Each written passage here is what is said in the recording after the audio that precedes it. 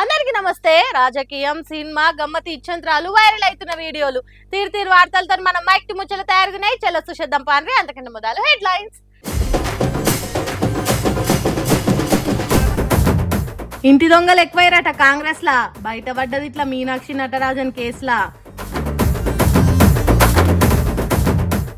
గుడ్లతో చేసిరు సన్మానం. మాజీ మంత్రిని ఇట్లా అరుచుకుర్రు జనం.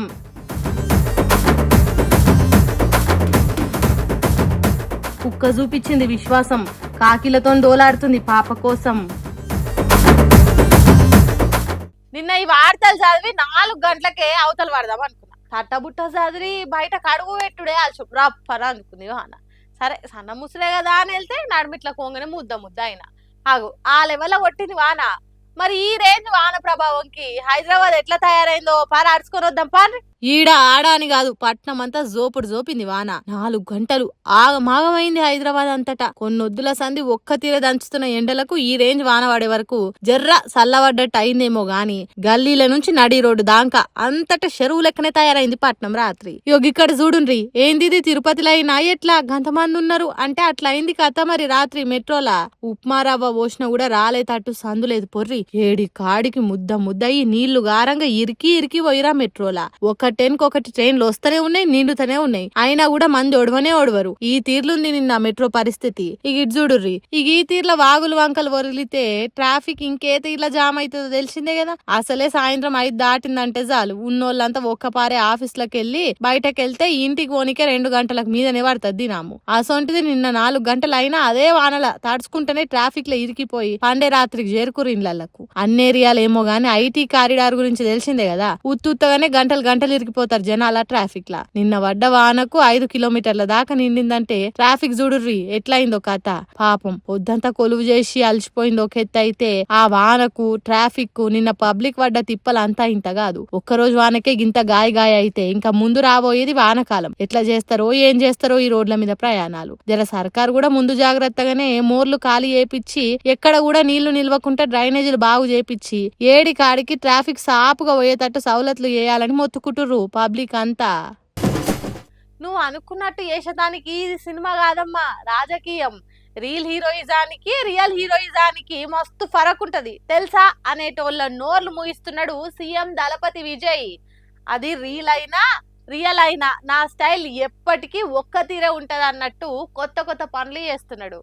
ఆడోళ్లకు చిన్న పిల్లలకు ఏమైనా నేను ఊకోను అని సినిమాలలో హీరోలు డైలాగులు చెప్తారు, పానాలు తెగించి ఫైటింగ్లు చేస్తారు. కానీ విజయ్ సీఎం కుర్చీ ఎక్కినాక మాట్లాడుకోవడాలు లేవు, డైలాగులు లేవు, ఫైటింగ్లు అంతకంటే లేవు అన్నట్టు గట్టి నిర్ణయాలు తీసుకుంటున్నాడు.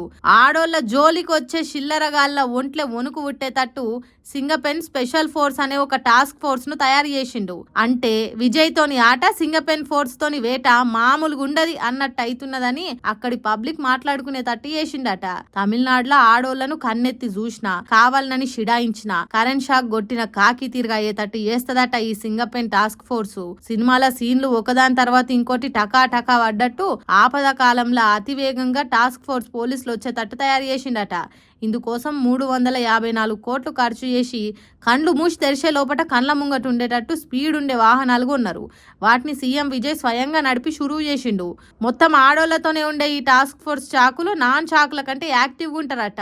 తమిళనాడులో ఆడోళ్ల మీద, చిన్న పిల్లల మీద చిన్న గీత పడ్డ షెమ్డాలొలిసి చేతులు పెట్టేటట్టు యాక్షన్ ఉంటదట ఇల్లది. అందుకే సీఎం విజయ్ మిమ్ములను కంటికి రెప్పతీరుగా చూసుకునే బాధ్యత నాది అన్నట్టు భరోసా ఇచ్చినట్టు మాట్లాడిండు. రాంగ్ కథలు పడితే రఫ్ ఆడిస్తా అన్నట్టు చెప్పిండు. మరి చూడాలి సీఎం విజయ్ అనుకున్నట్టు సింగపెన్ స్పెషల్ ఫోర్స్ పని చేసి షెబ్బాష్ అనిపించుకుంటుందా, లేకుంటే ముందు మురిసినమ్మ పండుగ ఎరగదు అన్నట్టు తర్వాత ఎప్పటి తీరు అవుతుందా అనేది ముందే చూడాలిగా.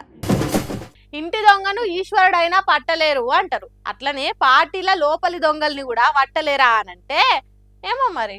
బయటోళ్ళు పబ్లిక్ ఏమో ఆ దొంగ ఎవరో మాకు తెలుసు అనుకుంటా ఓపెన్ గా ఒక్క తీరే పోస్టులు వేస్తుర్రు. మరి ఆయనతో మ్యాటర్ హస్తం పార్టీ హైకమాండ్ తెలియకుండా వచ్చినా తెలిసినా లైట్ తీసుకుంటురా. కాంగ్రెస్ పార్టీకి బయటలతో కంటే పార్టీలతోనే గండాలు గట్టిగా మోపైతట్టున్నాయి పోరి. ఆ ముచ్చట మీనాక్షి నటరాజన్ ఎపిసోడ్ చేయంగా మళ్ళోసారి కుల్లంకుల్లా తెలిసిపోయినట్టే కొడుతున్నది. కాంగ్రెస్ రాజ్యసభ క్యాండిడేట్ మీనాక్షి నటరాజన్ నామినేషన్ పేపర్లల్లా చాలా లోపాలు ఉన్న ముచ్చట మాకు తెలంగాణకేలే వచ్చింది. ఆడ సర్కారున్న కాంగ్రెస్ కేలే కొందరు మాకు సమాచారం ఇచ్చిరు అనుకుంటా పెద్ద బాంబు వేల్సిట్టు బీజేపీ మంత్రి కైలాసు. మరి ఎవరో పార్టీల పడనులంటే వేరే గాని స్వయానా కమలం పార్టీ మంత్రి ఉండి కాంగ్రెస్ లీడర్లే మాకు చెప్పిరని కుదార్థంగా కుండ బద్దలు కొట్టినట్టు చెప్పేవారు ఎన్నోదుల సందోయినొస్తున్న అనుమానాలకు ఇంకింత బలం వచ్చినట్టు అయిపోయింది. అయితే ఇంతకు మీనాక్షి నటరాజన్ మీద ఉన్న కేసు ఏంటిదనంటే నారాయణపేట జిల్లా కాంగ్రెస్ లీడర్ కుంభం శివకుమార్ రెడ్డి ఓ బుజ్జిని లైంగికంగా వేధించిండు, సంపుతాన్ని బెదిరించిండు అనుకుంటా కూడా ఓ కేసు బుక్ అయింది. మరి ఆయన మీద పార్టీ పరంగా కాంగ్రెస్ ఎందుకు చర్యలు తీసుకోలేదు అనుకుంటా పోయినేడాది ఆగస్టు 28 తారీఖు నాడు పిటిషన్ వేసింది టీడీపీ మాజీ లీడర్ ఒక ఆమె. దాంట్లో మీనాక్షి నటరాజన్ తో పాటుగా ఇంకొందరికి సమన్లు జారీ చేసింది కోర్టు. రాజ్యసభ నామినేషన్ పత్రాలల్లా ఈ ముచ్చటను మొత్తానికే చెప్పుకోలేదు అనుకుంటా ఎన్నికల కమిషన్ నామినేషన్ కొట్టేసింది. అవి ఆడ మోపైంది పంచాదంతా. రాష్ట్రంలో మొత్తం ఏమేమైతున్నది, ఈడున్న హస్తం గవర్నమెంట్ తో పబ్లిక్ ఎంత నారాజులు ఉన్నారు, లోపల ఎన్ని ఆగంకత్తలు అవుతున్నాయి, ఇగో ఇవన్నీ మీనాక్షి నటరాజనే హైకమాండ్ దృష్టికి తీసుకుపోతుందనే ఆమె మీద తెలంగాణలో ఉన్న కేసుల వివరాలన్నీ కావాలనే సీక్రెట్ గా మధ్యప్రదేశ్ బీజేపీ లీడర్ల చెవులేసి ఆమె నామినేషన్ కొట్టేసి తీరు చేసిర్రా అనుకుంటా పొలిటికల్ సర్కిల్ పొట్టు గుసగుసలేని వస్తున్నాయి. ఇటువంటి డౌట్లు పుట్ల కొద్ది తిరుగుతుండే వరకలా మీనాక్షి నటరాజన్ ముచ్చటతోనైనా కాంగ్రెస్ హైకమాండ్ కళ్ళు తెరిస్తే బెటర్ అనుకుంటా హ్యాండ్ పార్టీ పెద్దలకు బ్లైండ్ గా నమ్మకూరి మీవోలోనని సలహాలు ఇస్తురట కొందరు. ఈడైతున్న ముచ్చట్ల మీద ఉప్పును పట్టుకపోయి మధ్యప్రదేశ్లో మసాలా కలిపి షేరేస్తుంది ఎవరో తెలుసుకోలేనంత అమాయకులు ఉంటే ఇక కాంగ్రెస్ ను చూసి అయ్యో పాపం అనుకోవాల్సిందే. గ్రూప్ పంచాదులు గుసగుసలతోనే పలసగైతున్న పార్టీ లీడర్ల పతార నడమ తెలంగాణలో ఇసొంటి కాకుండా ఇప్పటికైనా హైకమాండ్ పని మీద పడితే మస్తు బెటర్ ఉంటది అనుకుంటే మంచి మాటతో చెప్తున్నారట. మీనాక్షి నటరాజన్ ఎపిసోడ్ లో ఏం జరిగిందో ఎట్లా జరిగిందో ఎవరు ఎన్నుకున్నారనేది కాంగ్రెస్ లోపల ఎంక్వైరీ చేయించుకోవాలి, లేకుంటే రేపు ప్రమాదమే. మరి ఉందేళ్ల చరిత్ర ఉన్న కాంగ్రెస్ పార్టీకి ఇది అవమానం అనే చెప్పాలి. కాబట్టి ఇంటి దొంగను గుర్తుపట్టి ఇల్లు చక్కబెట్టుకుంటేనే ఇగురంతో ఇంత ఏమైనా ముంగట పడుతుంది అనుకుంటా ఉచిత సలహాలు ఇస్తున్నారట. మరి షే పార్టీ జారిపోతున్న లీడర్ల తీరు మీద చర్యలు తీసుకుంటారనేది రేపు చూడాలిగా. మహాభారతంలో అభిమన్యుడు తల్లి కడుపులుండంగానే యుద్ధాలు ఎట్లా చేయాలనో వ్యూహాలు ఎట్లా వన్నాలనో నేర్చిండట.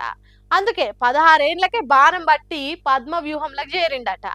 కౌరవుల దిక్కున్న ఎంత తోప్ తురుములనైనా ఓడించిండట. అది మహాభారతం కాబట్టి అట్లా జరిగింది, కానీ నిజంగా జరుగుతుందా? కానీ ఇగో ఈ బుడ్డోని చూస్తే నిజమే అంటారు మీరు కూడా.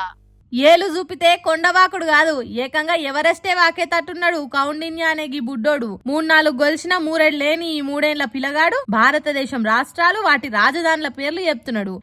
అట్లా మా బుడ్డోడు కూడా చెప్తాడు. 4 రోజులు పట్టి చెప్పి బట్టి పట్టిస్తే అని అంటారు కావచ్చు కొంతమంది. కానీ ఈ చిన్నోడు పెద్దోళ్ళకే నాలుక తిరిగిన పద్యాలు ఉత్తగా ఉఫ్ అన్నట్టు ఊది పాడేస్తుండు.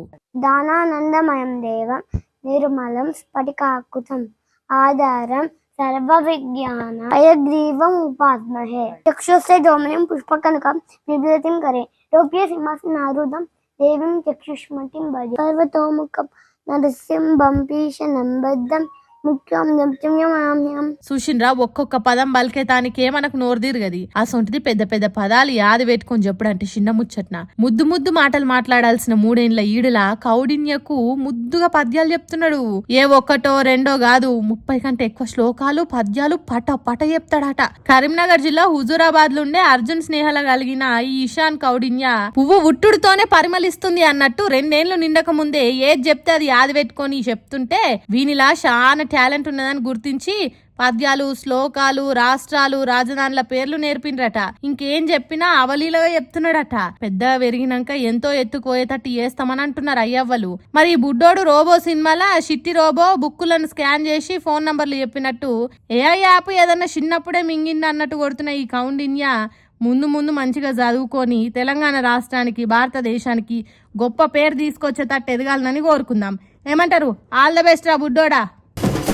నాయకుల తీరు నచ్చకున్నా లీడర్ అన్న పేరుతోని పబ్లిక్ అన్యాయం చేసినట్టు అనిపించిన ఓనాడు కాకుండా ఓనాడన్నా జనాలు పక్క తిరగబడతారు. ఓటుతోని బుద్ధి చెప్పి గద్దెదించుడే కాదు, నిజాలు తెలిస్తే ఇగో ఇట్లా నీసు వాసన వచ్చే తీరు కూడా సోయి తెప్పిస్తారు. అయ్యయ్యో, ఏదో హోలీ పండుగ నాడు కొట్టినట్టే ముఖం మీద కోడిగుడ్లు కొడుతురుగా. కుర్చీలకెళ్ళేసే గ్యాప్ కూడా ఇవ్వకుండా గప్పగా పరుచుకురు గుడ్లతోని. మరేం కాని పని చేసి నీ మోతవని మొగాయనానంటే తృణమూల్ కాంగ్రెస్ మాజీ మంత్రి ఉజ్వల్ బిశ్వాస్ అనే ఈయన మీద మస్తు బదనాములు ఉన్నాయట.